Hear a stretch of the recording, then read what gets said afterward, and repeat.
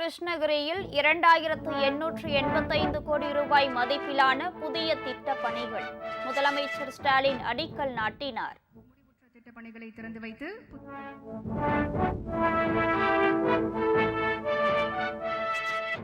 GST வரி சீர்திருத்தம் 140 கோடி மக்களுக்கும் பயனளிக்கும்.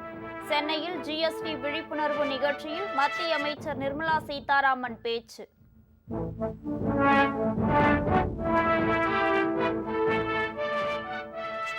அதிமுக பொதுச் செயலாளர் எடப்பாடி பழனிசாமி நாளை மறுநாள் டெல்லி பயணம். அமித்ஷாவை சந்தித்து முக்கிய ஆலோசனை நடத்த திட்டம்.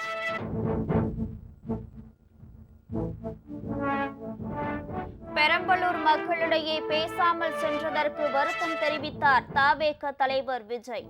நிச்சயமாக சந்திக்க மீண்டும் வருவேன் என உறுதி.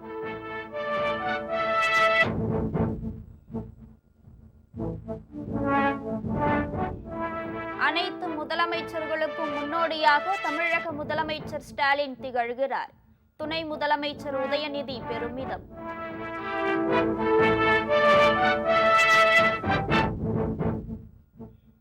இந்திய மொழிகளிடையே ஒரு பாலமாக ஹிந்தி செயல்படுகிறது. மத்திய அமைச்சர் அமித்ஷா தகவல்.